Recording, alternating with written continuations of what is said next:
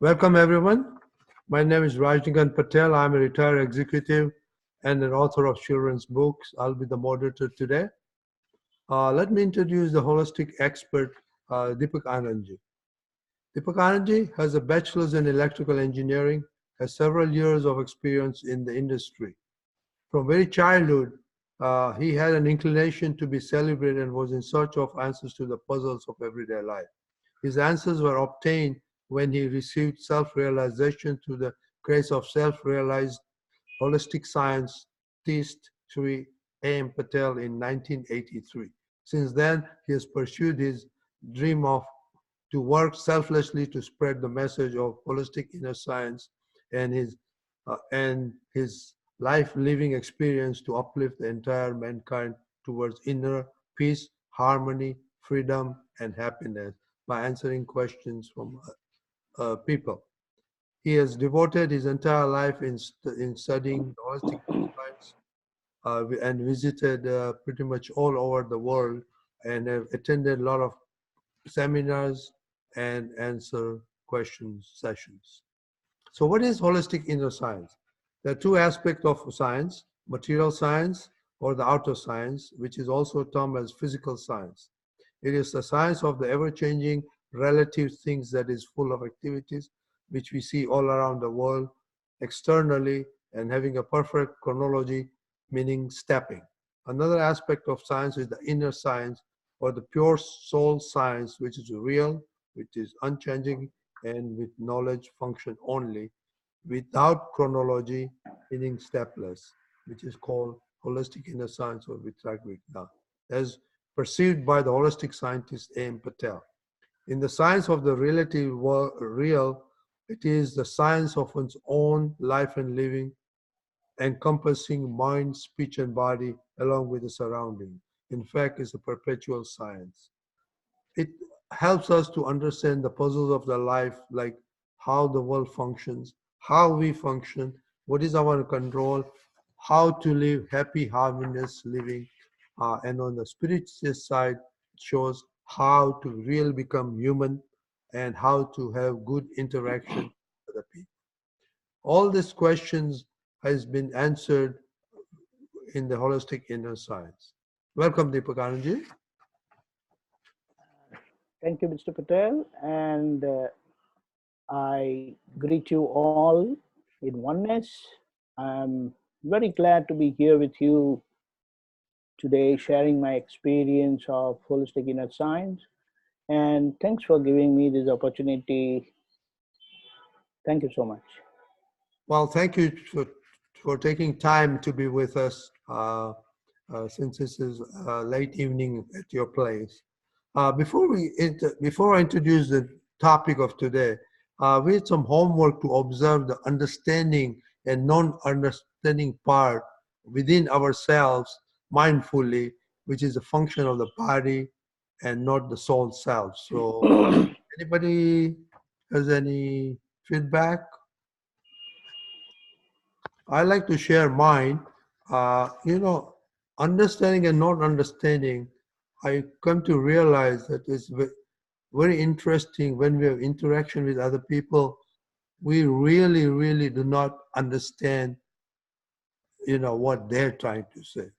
That means I am not trying to understand myself, and then I project as if I have understood, and I give my opinion, which are pretty much in close relationship is a cause of clashes. So that is what my observation, Deepakanandji.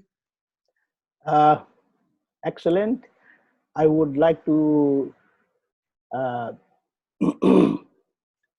give my views, and rather I would also like to say that we are here and we gave this homework for us to understand and a clear demarcation between the body self activities and that of soul self knowing activities. So, for example, we say several times, "Oh, I didn't understand what you said. Oh, I got it." So, this understanding or I am not getting certain thing, that is of the body self. But both gets known in the soul self. I say I want to understand the science of life. So that is the body self saying, I want to understand the science of life. The soul knows this also. Many times I say, oh, I don't know this. I understand this. Both are body self activity, and the soul knows both these. I know you very well. So who knows who? It's a big question. So when I say I know you, that is of the body self, but I as soul self know this also, that I know. And and there are certain things which I may know, I may not know, but that is of the body self. But soul self is always, for all time, all knowing, only because that is its inherent uh, quality. So I would like to say that, by having this demarcation, that when I say I know, I don't know, then I should always connect my name, that, oh, Deepakanandji knows, Deepakanandji doesn't know. Deepakanandji understand, he doesn't understand. And both I know from the soul self. So soul self, with its all-knowing functionality, knows whatever the name bearer body self do or doesn't do, feel, understands or don't understand, knows or doesn't know. Soul self even knows what the uh, name bearer body self wants to understand or wants to know. Now think, when one says, I don't understand, I don't know. Now, with the lurking self-ignorance, when such strong negative verbal expressions are spoken in the very divine presence of the all-knowing pure soul self, it dangerously shrouds and obscures. Rather, it makes it practically impossible to comprehend the very presence of the pure soul self. In fact, it takes one away from the holistic inner science. And so when holistic scientist, even if he's there as an enlightened person in the world, you won't be able to meet him around.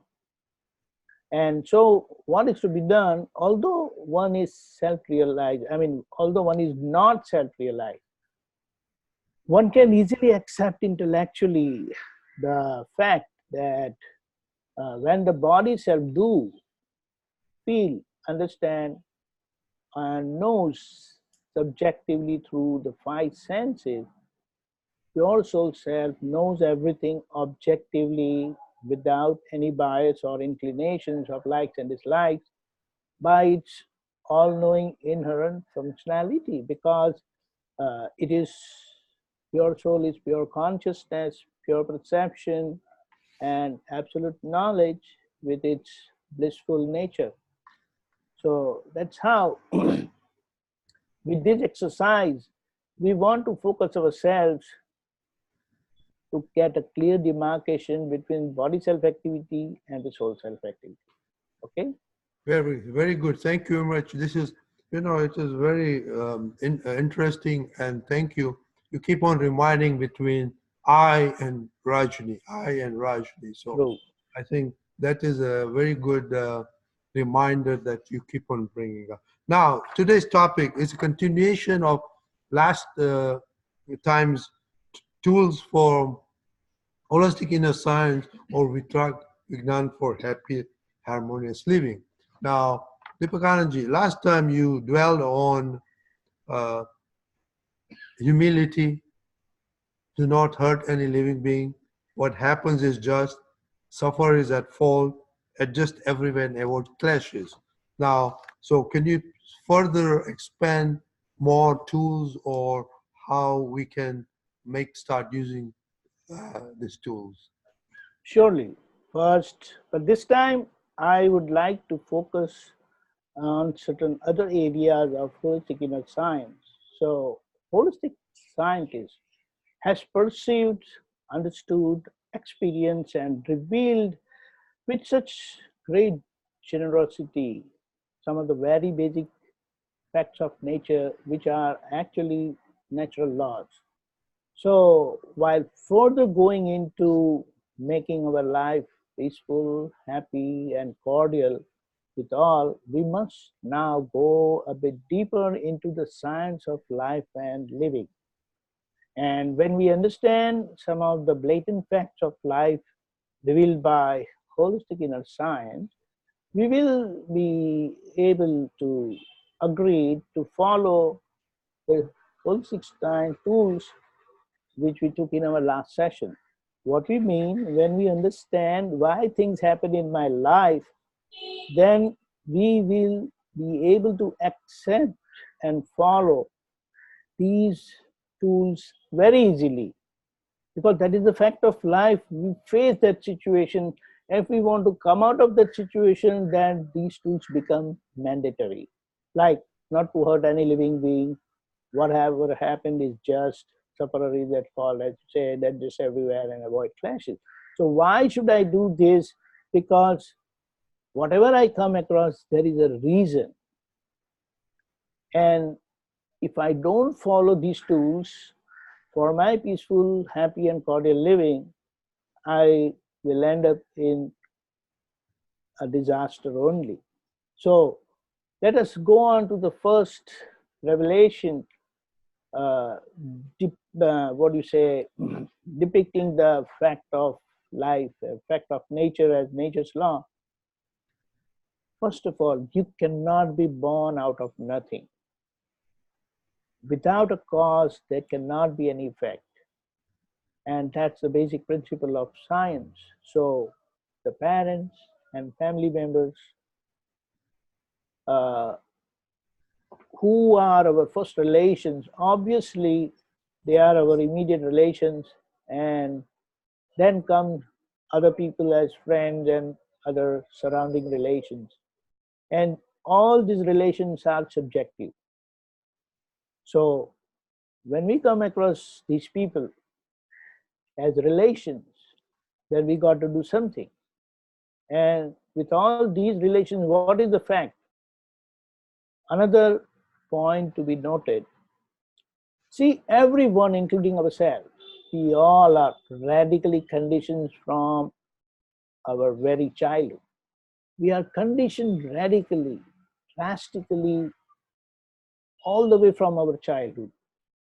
So, let's say from our birth itself. So, the most primary one is the given name. Imagine as a newly born child, you are in the cradle. Everyone who comes to you, comes to see you, calls you by your name. Although it is your name, it is a name for you. Definitely for you as a newborn child, it is some weird unknown sound, noise, I would say, that people just keep shouting or rather bombarding at you every time they came to you.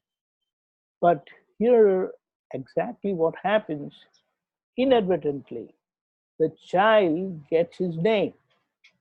And now onwards, if anyone calls the child by the name, the child would respond immediately by looking in that direction, as if something in his relation, that is his connectivity, is happening. Now, as the child grows, it would come to know that it is his name. And when he learns to speak, he will definitely say, my name is so and so. So let's say my name is Mary, my name is Aditi, my name is John, my name is Parth, and so on. Because as you see or as you hear, so you learn. That being the life most basic learning principle. Eventually, the child would also start believing by the given name as I am John, I am Mary. Why? because other people do the same thing in his surrounding. So this is how he picks up both. So here, holistic inner science clarifies that the name was given to the body for a unique individual identity, but you started believing as I am Mary, I am John. So the world has given you a name, but they have also imparted you with the biggest mistake. Rather, it is called blunder in holistic inner science terminology of your life, believing your given name as I am. It is called self-ignorance. And over this blunder, as you come across more and more people in your life and situations in your life, there occurs a series of other multiple mistakes because of this blunder in the form of varied wild beliefs. And these beliefs are so strong, hard-headed and stubborn that with them in your mind, acting in the background in all your interactions, you have serious problems dealing with people in every situation, and who in turn in a similar way are also conditioned like you only and have their own bunch of stubborn beliefs. Now these beliefs are definitely going to clash, making your dealing absolutely unfriendly and hostile. And these beliefs are so radical, as Professor B.F. Skinner of psychology has coined this as radical conditioning of human mind. So everyone is radically conditioned in this manner. So imagine how they can ever deal amicably, cordially with each other without some authentic, original, and scientific clarification, and with a workable, proven tools which holistic inner science has given. So here, holistic inner science has given a perfect scientific understanding, clarification that everyone is radically conditioned this manner. And it has given against that, those conditioning, if you want to deal amicably, then you must stick on to these tools which holistic inner science has given. Further, if you want to understand that you don't have to worry about the people of the world, in the sense you have a relation only where you have an eye-to-eye contact. So even if you are living in a community, you're studying in a school, college or university, working in a company or attending any party or in any gathering, you observe yourself. You will never come across each and every person in that gathering with an eye-to-eye contact, although you are together in one place.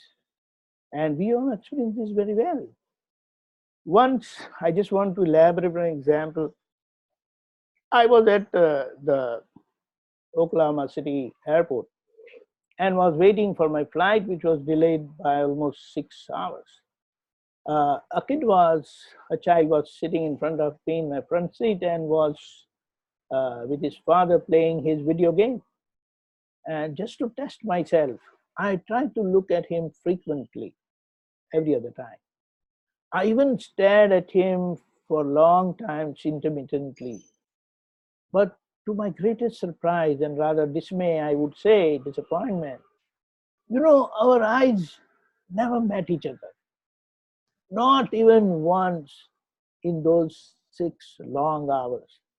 Finally, we traveled by the same flight without having any eye-to-eye contact. At certain other times, we also experience that you just turn around for something and you have an eye-to-eye contact with some person. So here, holistic inner science concludes that wherever there is an eye-to-eye contact, only there that you have a connectivity, you have a relation. So further understanding the science of relations, we can also conclude that there's no need to worry about things happen in the world. We come to know about things happening in the world through newspapers, social media network, and we always keep thinking, what if such a thing happens to me or my family? And such a doubt is not truly justified in this world where everything happens scientifically and in a perfect order without any kind of disorder or any chaos. What it means, things happen with an order, with a reason, with a cause, and it is totally scientific. So here, to understand the relation, it is said, relations are there where there is always some exchange of happiness or pain, and it is called relational account in holistic inner science terminology. The end result of every situation, every interaction is suffering. That is, you either experience happiness or pain. Holistic science considers happiness also as suffering because it is temporary, and when it goes, it gives you sorrow. In such a situation with holistic inner science tools, uh, without holistic inner science tools, just imagine how can you have peace, happiness, or harmony with others. So here it is said that relations, your relations are you only. Further revelation is your relations are you only. And that is the expanse of your body self, not from your head to the toe. What we believe from my head to the toe is my body self, but wherever my connectivity is there, my relations are there, truly that is the expanse of my body self, and that is my world. So our karmic connectivity with the people of the world is truly the expanse of our body self, and not from the head to our toe, which we intellectually, logically believe and conclude as myself. Now, whosoever affects you in the world, like your own body self affects you, they all are your body self extension only. So without your connectivity, you cannot get affected. And that's nature's law. So here, wherever we get affected, we must resolve to deal with all these relations amicably with total adjustment for our own peace, happiness, and harmonious living. Then only we will be able to experience and attain that perfect freedom. There is also a saying uh, in the spiritual world, your body is microcosm of the visible macrocosm, that is the entire universe, the world. So as is the body, so is the universe. As is the universe, so is the body. Like how it is said, Pinde, so Brahmande, Brahmande, so Pinde. So for you to understand the universe, you must understand your body self. And that is the finality. Once you have understood the body self, you will understand the whole world. That is, when you understand the working of your body self, then you will understand the working of the whole world. So here comes the important and the last aspect, what we want to focus today, that after knowing the science of life in the sense how we are conditioned, how we exist today with those conditioning, everyone is conditioned like that, and we have to come into interaction with each other, then how important are those tools? So let us understand the holistic inner science language of heart and head for our inner peace, happiness, and harmonious living. You know, everyone knows, even the other day I had asked a kid also, a small child, like the child was, I believe, 12 years old. You know what he said? Head always divides, but heart always unites. Head would always argue with rules and laws, but heart would just accept and accommodate everyone and everything unconditionally. Head would always want to clash for the rights, but heart would simply adjust and settle amicably. Head wants to hold things, insists, claims, but heart would just let it go. If head rules the heart, relations will definitely break, or they will be in tension. But if heart rules your head, relations will always survive. So if we, as it is said, united we stand, divided we fall. So if you want to stand and stay united, let heart supersede your head. At home, everyone must learn in this regard to live by heart to make it a perfect paradise. So you don't have to look around for any paradise outside your home. And that's how it is said, home sweet home. So although the distance between the head and the heart is less than 1 foot, less than 12 inches, still these drastic and dangerous differences are inherently there. So we can say, come what may, you must resolve every day to live by heart with everyone, with every relation, for your own peaceful, happier, and cordial, harmonious living. As per holistic inner science, part of freedom is learning to live by heart. And we have all learned to live by head, and that's why we are fighting, we cannot get along. But when we start learning to live by heart, as nicely indicated by this holistic science, we will experience freedom, we will experience peace, happiness, and harmony in all our living. Thank you. Well, thank you very much for the introduction. I have a lot of questions, but Surely. I'm sure the audience have a lot of questions. I'll just ask my first question, and then we'll go over to the audience. My first question is, out of many, you talk about heart and head. And what is a good fundamental rule to check that your head is not being used, but your heart is to use? Because, for example, in a close relationship between the spouse or the children, automatically, the mind rules, and that's why we say something which we should not be saying. We do something we should not be doing, and we uh, break the fundamental rule of hurting other people. Just imagine, head will stick on to rules, it will show you rules. Heart says, oh, forget it. We are together is more important. Head will never accommodate. It will always have ifs and buts. Heart never have ifs and buts. It just embraces everyone. It accommodates everyone. It accepts every situation conditionally. Whereas head is full of condition.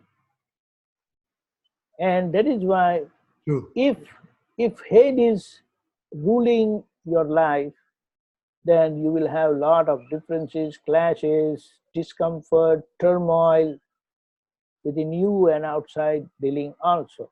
But if your heart is ruling your life, then the situation would be totally different. And with the help of the tools of holistic inner science, we are cultivating our heart, rather we are cultivating ourselves to live by our heart. And definitely it will be full of adjustment and acceptance, fully accommodating everyone unconditionally without any expectation. Well, thank you very much. Sorry, audience, just follow up on this one, because heart, I believe, goes with ego. No, head goes with ego. I'm sorry, head goes with the ego. So now, how does heart dissolve the ego? How does? How can we use heart to dissolve our ego so we don't use the head? True. So we can say that, okay, it's like when we are in the influence, under the influence of heart, then these ifs and buts clashes will naturally won't come. But whenever we are under influence of head, there are problems. So it's like you look at the wall, you encounter a wall, you make a U-turn automatically in the same way, because our relations are ourselves and we don't want to hurt ourselves by hurting our relations. Because just imagine, if you hurt your wife, can you think that you will be at peace with yourself? No way. You understand it very well that if my wife is hurt by me, then I will not be at peace. So very clear. So same way, if your subordinate working for you, so working with you, if he is hurt by you, you will not be at peace. In your surrounding, with your friends, his principle is applicable everywhere, wherever you have a relation. That's why it is said, you have to repeatedly remind yourself that these relations are me, myself only. And when I resolve and remind myself every day that I want to deal with them amicably, I will adjust. I don't want to hurt anyone. I will surely avoid clashes. Understand that anywhere if I have suffered, it got to be my mistake. Others are only delivery person of the nature. And that's how I come back to my heart. I see that my heart, my life is ruled by my heart and not by my head. Very well. I think you just made a point that if we follow the tools of holistic inner science, then the heart will start ruling and the head will be on the side. That's my conclusion. So with that, let's have anybody in the audience have a question? Okay, Natubai?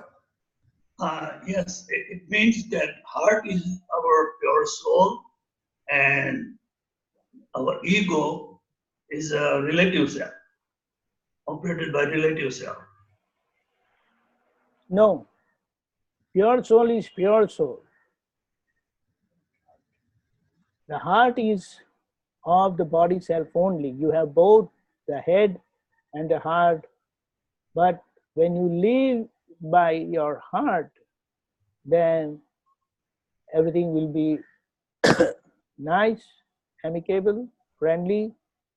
The atmosphere will be very healthy. But if your head is there, head is ruling and head is in operation, in control, then you will have problems. But both gets observed, gets illumined in the pure soul light. Yeah, but when you say that when you get your name, name belongs to ego. What belongs to ego? Head. Yes, Name. head belongs to ego, No, right? Name. What? All the knowledge we get, all the knowledge we got in the relative world is connected to the name. Name. Yes. Okay. Because that's what it started from. Okay. And heart, you don't have to have give name and anything. Yeah, heart doesn't have a name. That's true. Heart will work universally, head will work individually. So it still is the body self and is in heart connected to the whole body self. Heart is connected. Both are there. But if head is ruling, that is, ego is ruling the life, then you will have a lot of problems. But if heart is ruling the life, then there is no individuality. Heart will think of collective benefit, ego will always think of individual benefit. Okay, I got you. And both can be easily known, understood, and perceived in the pure soul life. And that's why gradually you will be able to understand, analyze, and accept that how pure soul light illumines both the conditions that for the light, for the mirror, everything that comes in front of it is object of illumination, object of perception. And that perception of the pure soul is totally impartial. So it's like if any ruling is through ego, head, then it will be more focused on individual benefit, individual loss and profit. Whereas if heart is in operation, then it will always think of collective benefit, collective goodness, not individual goodness. And when collective goodness is there, like if the whole society is happy, I always be happy. But if just I'm happy and rest of the people are not happy, or few people are happy and many are not happy, then it's not a balanced society. And in such imbalance, you cannot have a harmonious society, cordial society. There will always be clashes and other bad stuff that keep happening. And that's how your peace shatters, your happiness shatters. So we have to learn to live by heart, which always thinks of others first. Ego, head, will always think of himself first, herself first. And he doesn't care for others. But heart will care for all, and that's how he or she gets taken care automatically. But now, we are connected to ego all the time. Most of the time when we live in this world, heart, how we get connected to the heart easy. Oh, see, just imagine how are our relations with our mother. Because mother is such a unique individual in our life, and she always lives by heart with her kids. And that's why every time kids remember their mother first, not the father much. Because mother lives with heart with all the kids, but with her own kids only, not with others' kids. So if she sees certain bad things, we do something bad and she shouts at us, she scolds us, sometimes she may slap us also. But then, because her heart connection remains well intact, that's why all the kids go back to mother again. Father may give everything, but still that heart connectivity is not there. All that compared to the mother. So if they have the choice, then they will go to the mother first. But right? then the thing is, like a mother and the kids, they have a more connection with their body self rather than father and son or daughter. So what does that mean? Mother considers children as part of her body. That's one of the things. That is her body extension. And holistic inner science reveals the same fact, saying that your relations are you yourself only, your extension of your body self. That's why it is said that you may consider yourself, your body self expands as from your head to the toe, but truly your relations are the expanse of your body self, not from the head to the toe. And when we start understanding that, then we will deal with all our relations heartily, amicably, and absolutely cordially without hurting them. Excellent. I really understand now. Right. Thank you very much. Anybody else has a question? You know? I want to ask a question about the part that you were talking before this main talk. So I was observing Vinod, and in a previous talk, we had mentioned that uh, basically we have 4 basic instincts. So the instinct of hunger, fear, and reproduction Sleep and and sleep. reproduction. Right. All of our actions are guided by these. So the question arises that besides that, I've noticed that there is a curiosity about things. There's a curiosity about so many things in the physical world.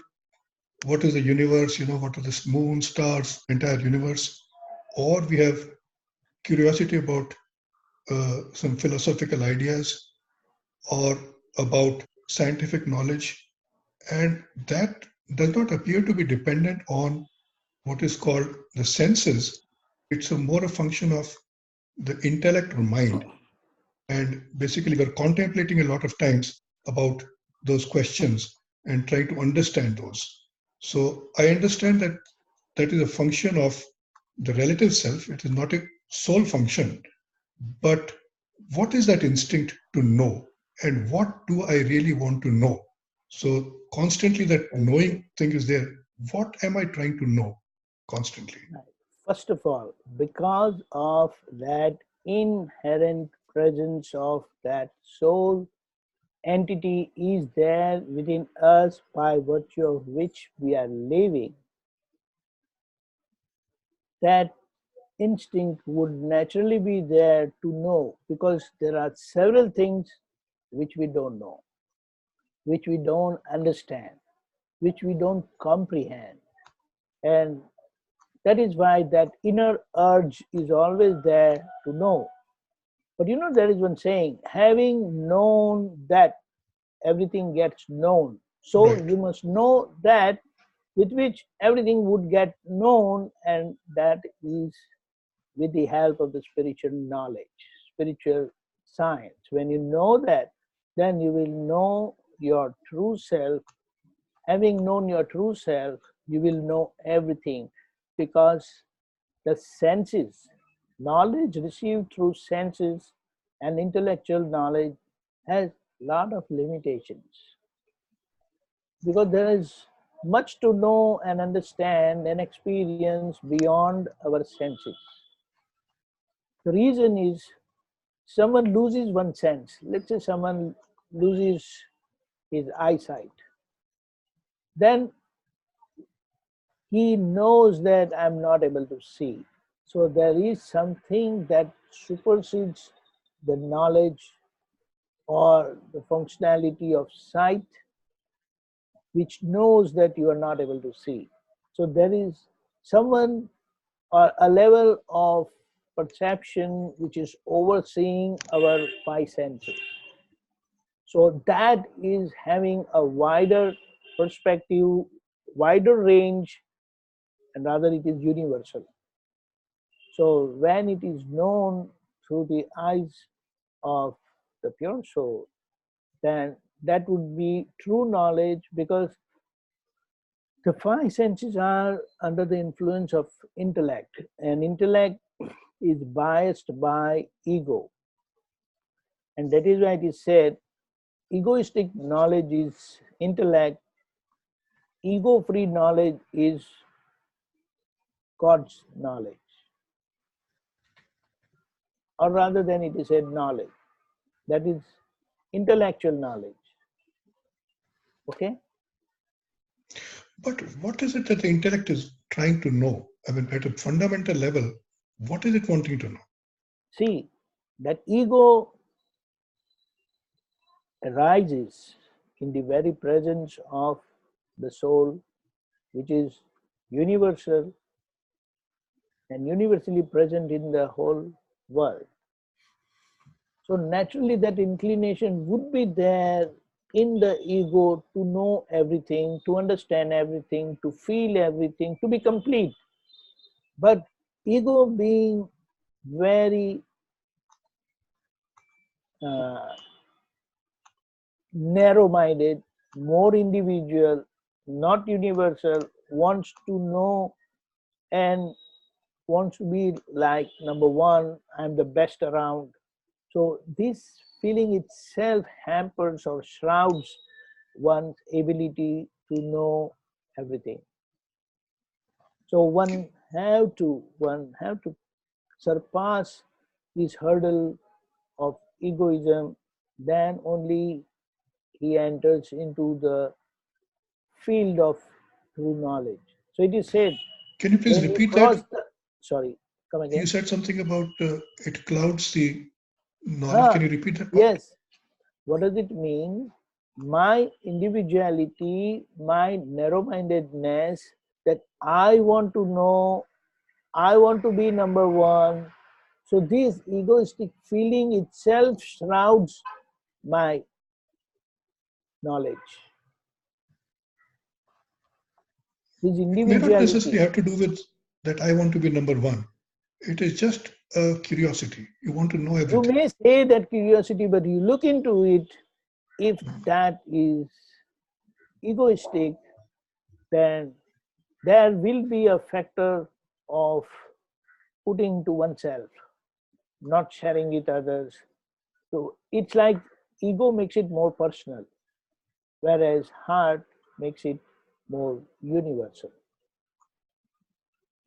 And with that attitude of uh, personal gain, personal knowledge, then that's how it automatically hampers your or shrouds your perception. Because then with that ego, see, intellect is connected with ego, five senses are connected with intellect. So if anything you want to know in this area through these faculties, then it will always have limitations. It will not, you cannot reach that absoluteness. Because for you to understand and know the universality of the knowledge, that is absoluteness of the knowledge, then you have to surpass your intellect. For you to surpass your intellect, you have to surpass your ego. So under the influence of ego, you will not be able to know in totality. So when we talked about the four basic instincts initially, so which instinct is this? The desire to know. What instinct is that? No, those instincts are related with our body self. Totally body self. But even this desire to know. Body needs to eat to survive. Right. And when it eats, naturally, it will fall asleep. And when it falls asleep, there is always a fear of survival. And there is natural instinct of multiplication. So these have nothing to do with this. This faculty opens only in humans because they have fully grown or fully developed intellect, and that's how he wants to know more and more and more. But then to know more and to know everything, to reach to that absolute state of knowledge where everything gets known, then you have to surpass that intellect also. But isn't there this knowledge that we are seeking is ultimately seeking happiness? Isn't that all this? True, because knowledge and happiness are no two separate things. The soul only has the power to know, and the soul is by its very nature blissful. Rather, it is bliss itself, and that is the reason every living being seeks happiness, wants to survive, because it never dies. So what we know is saying all this seeking, ultimately for happiness, ultimately seeking the soul, right? Soul means that's who you are. Yeah, to know who you are. The activity part is totally mechanical, where the living part is only by virtue of the knowledge. But we live with the help of our five senses. That is why it is said, every living being lives by their breath. Prani. What it means, they live with the help of the breath. They breathe, and that's how they live. But that is the physical breath, what we're talking about. The five senses, what you see, the physical five senses, behind these five senses, you have the subtle senses and the mind. These are the one which makes you live. You live by virtue of your senses. Just imagine your senses are gone. That's why the minimum sense of touch is always there for every living being. Yes. The most primary living being, if it is living, then that touch sense is there. You got it? True. Yes. Is there anybody else have a question? I believe Sheila Ben had a question. She was trying to say something, but you have to unmute yourself.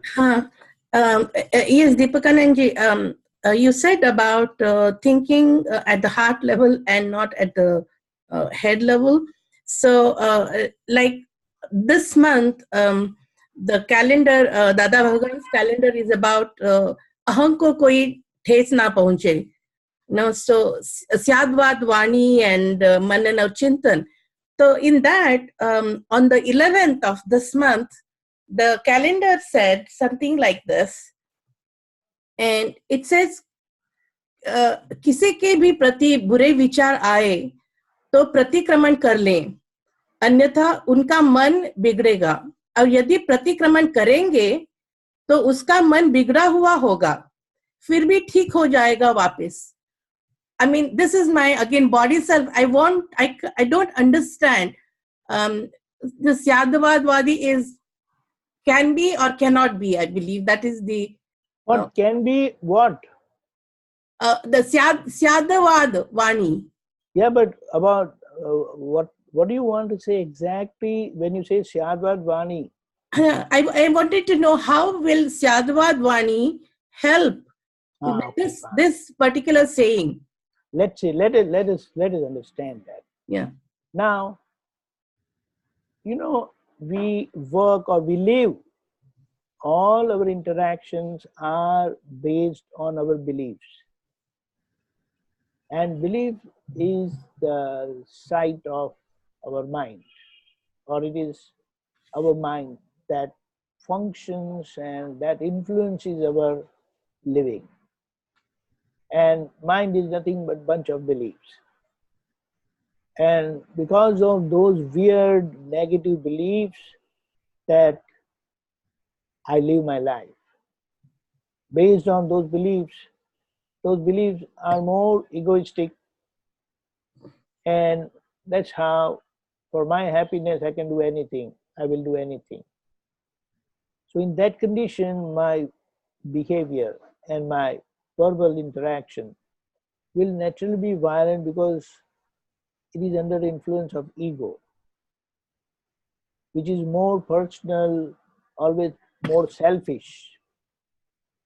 But if I want to be happy, then everyone lives by their ego. So if I focus my life such that no one's ego is hurt, then naturally that would get reflected in my own life. Because what you give, you get. What goes around, comes around. As it is very well said by and revealed by the third law of Newton's third law, what action and reactions are equal and opposite. Yeah. So that's how, when I do pratikraman, when I correct myself, then I'm changing my belief, I'm correcting my belief, and you know, our mind works like a radar. what you send, what you believe, what you think, they go as vibration to the other person. And those negativities definitely will go when your mind is negative. And when by connecting you become positive, then those positive vibrations will emanate positive vibrations. So then the other person will receive those positive vibrations, and that's how the person will naturally feel good. It is said, sitting in America, if you think negatively about anyone in India, maybe you come to India after 10 years, then the negativity will not allow you to be one with that individual. But at the same time, just think that for those 10 years, you didn't interact, but you had that strong positive feeling, and you are meeting after 10 years, then those 10 years, you don't feel that, oh, you passed 10 years. Because of that positivity, at the mind level, you are one. But with this negativity, at the mind level, we are divided. When I hurt others, see, nobody wants to hurt one's own self. Because she believes that it's me, I don't want to hurt myself. But when I hurt anyone, then that separation is definitely there. Then only I will try to hurt or I will hurt. Right? That's how, when I am positive, that feeling of oneness will naturally be there. So even if I meet after a long time, that time gap is not felt at all. You feel that, oh, I feel like we met yesterday and we are meeting today. But that gap is like so many years. That's why if you want to be happy, then everyone lives by their ego. So when you take care of their ego such that nobody's ego is hurt through your behavior and through your verbal expression, that's how you are pacifying the other person's mind. And that is only possible if you have a pacified mind, satisfied mind.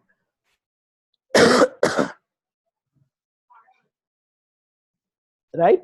Yes. So that's how we have to understand this holistic inner science to make ourselves positive, and that positivity will reflect in our dealings, and that's how others will also be happy with us, and that's how in turn we will always be happy. So that's how we create a harmony, a cordiality in the whole society. One individual is enough to affect the whole world. Okay, thank you. Now, Welcome. Deepakanandji, you talked about repentance or pratikram. Can you briefly explain the process of pratikram so Surely, yes, surely, yes. rightly so our vibrations reaches properly? Okay, we will first just briefly explain that we have these three functionality of mind, speech, and body, with which we interact with the world. We deal with the world through our thoughts, through our speech, and through our actions. Now,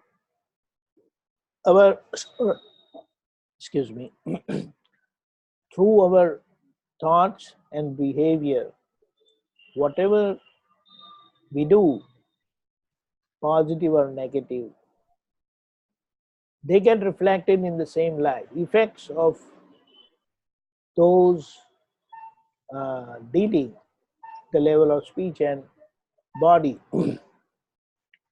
you get it in the same life, you get the returns in the same life.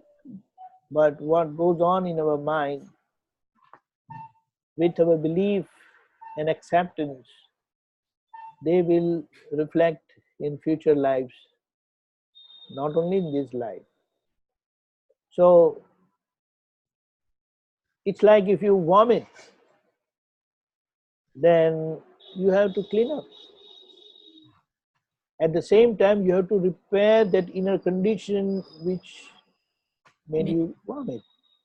So if we clear and make our mind positive, cleanse our mind, then future vomits will not happen. But whatever is vomited, you have to clean up. So the cleaning up process of our negativities at the level of behavior, that is body and speech, verbal expressions, you feel sorry for it. That feeling sorry, repenting for your mistakes, cleanse your mistakes, and resolving not to do it again, you ensure that it will not repeat again. So it corrects from inside. You don't allow the gates of your support to repeat that mistake. Knowingly, unknowingly, we are in favor of that activity, to speak or to do. But when you say, I resolve not to commit this mistake again, you shut the gate of doing absolutely. Then it will not happen. So this is the process. Acknowledge your mistake through mindful living. When you come to know your mistake with a negative thought, with a negative verbal expression or a negative behavior, feel sorry for that mistake and decide not to repeat them again, will transform you totally. It's a process. It takes time. Like if you have to clean up your house, it takes time. In the same way, if you have to clean up your body self, it will take time. But anything you begin, it will end. But if you don't begin, it will not end. So you have to start. Wherever you are, you start doing. And as you clean up, you'll get more and more strength. Inner strength will open. We shatter our inner strength by hurting others. Okay? Okay, thank you very much, Deepakanandji. I'll summarize some of the highlights of today's talk. Sure, yeah. Meantime, you can think about, okay, we'll take one quick question, Truptabel. I wanted to know that when we are doing pratikraman, like doing it once only is enough, or sometimes you repeat the pratikraman for the same person again and again. It comes to my mind. And also, should we and in the past, like if we remember after many years, should we do pratikraman of those people also, if we remember the mistakes we have made? What it means, wherever you have committed a mistake through thought, speech, or actions, it's like you have spoiled your being, like how you vomit, you have to clean up. So if you haven't cleaned up, then who will clean up for you? It's like whatever mistakes are committed or were committed by you, nobody have any access to your body self. So you have, because there is no access to your mind, there is no access to your speech. Outside, someone can give you a good bath. That's all they can do. But that behavior also gets initiated from our mind.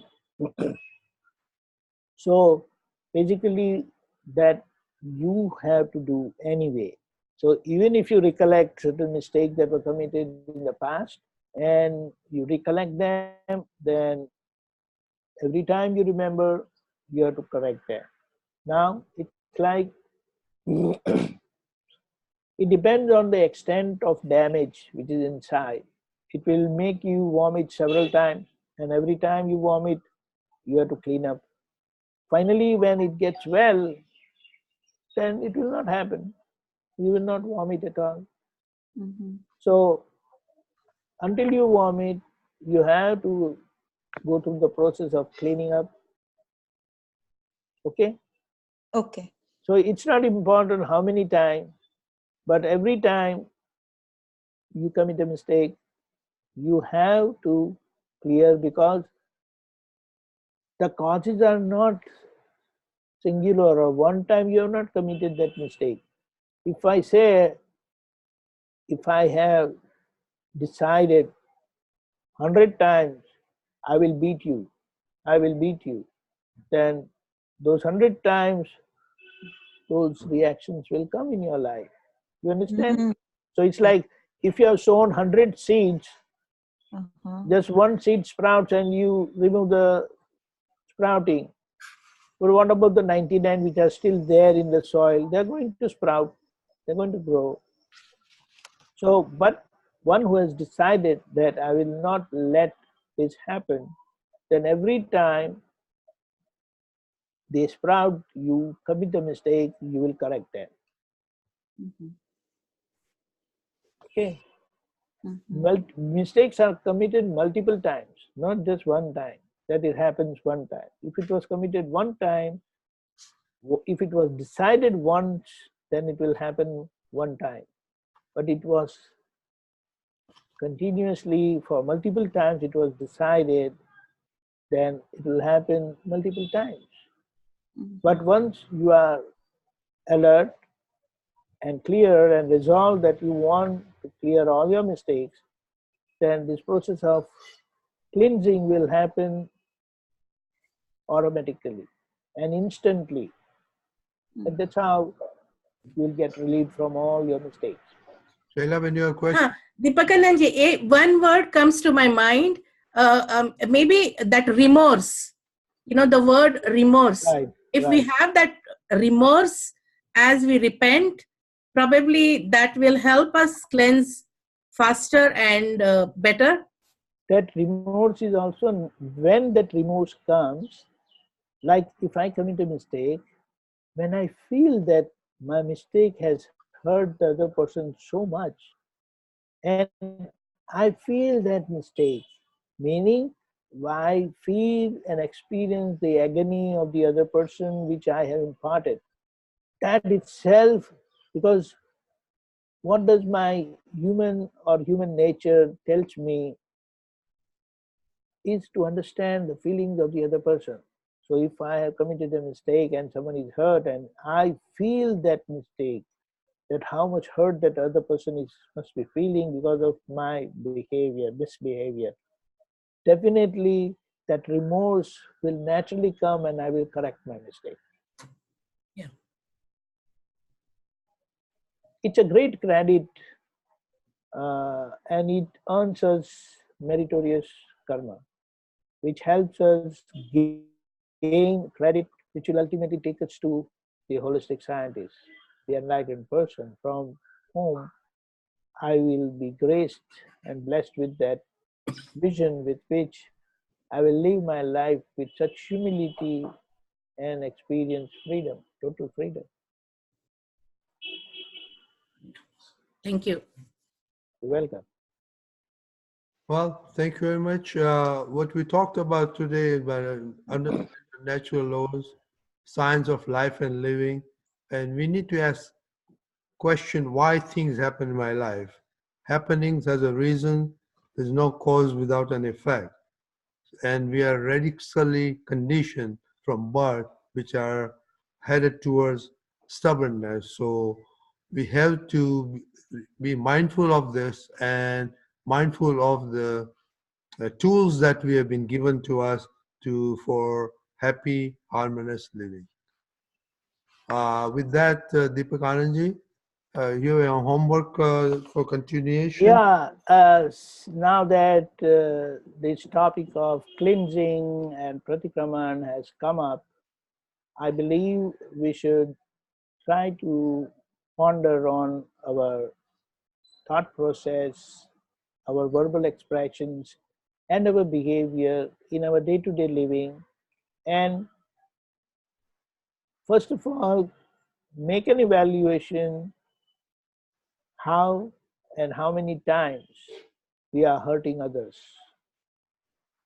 The measure of our mistake is if someone thinks the same thing for me, if someone speaks the same way I speak with others, and someone deals the way I deal with others, if that hurts me, then that is my mistake. This was a good one. Thank you. So with this understanding, we will spend little time and then we will make an analysis. Thank you so much. Right. Deepakanandji, we thank you for coming and spending time with us. And we thank the audience for being with us and having good questions. Thank you very much. Good night. Thanks a lot. Now people can talk. Now people can freely talk. I missed the last part that you said, Deepakanandji. The last sentence, Dr. Bulla, what was that? About what? What analysis on the Pratikraman part? What I said, that then we will take up those feedback and we will analyze the situation. We will analyze that how mistakes are committed and how you have to keep correcting them. But first, we must make a good evaluation. Taking stock of the situation, then only you know what needs to be done and what is the expanse of the work you have to do, right? You said if the other person talks like the way we do, if the other person, what was that? What does that mean? The way I talk, the way I speak, the way I think for others, with others, if someone does for me, how would I feel? I see, okay. Then that is the measure of my mistake. If I'm thinking something for you and if you think the same for me, I won't feel good, then I can understand that's my mistake. Right. That's how to find out, is that a mistake or no? It's a good gauge. Yeah. Whatever we do and deal with others, if someone does the same thing with me, whether I will like or don't like, then that is a measure of my mistake or my correctness. But isn't that go to sincerity then? How sincere you are? Everything is centered. Center gets expressed in so many different ways. You can say the whole circle is just 360 degrees, but within every degree there are so infinite, you can say, the relative world, which we call a circle, is infinite. Although the circle is one only, it can embrace and understand and make you free from the whole relative world. There is wandering. The four life form wandering is possible within knowledge of the self, which is at the center. That's why he said knowledge is supreme.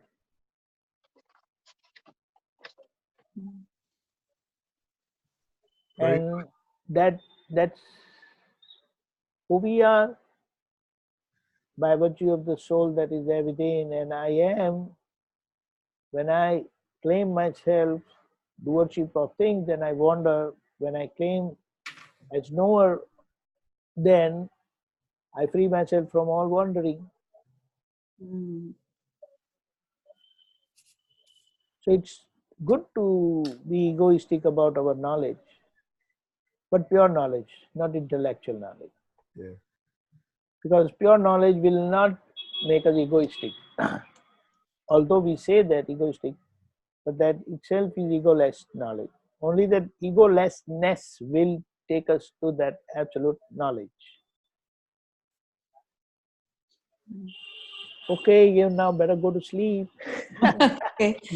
Yeah. Jai Sachidanand. It's time for your breakfast also. Yeah.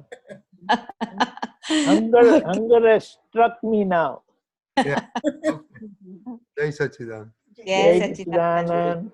Sachidanand.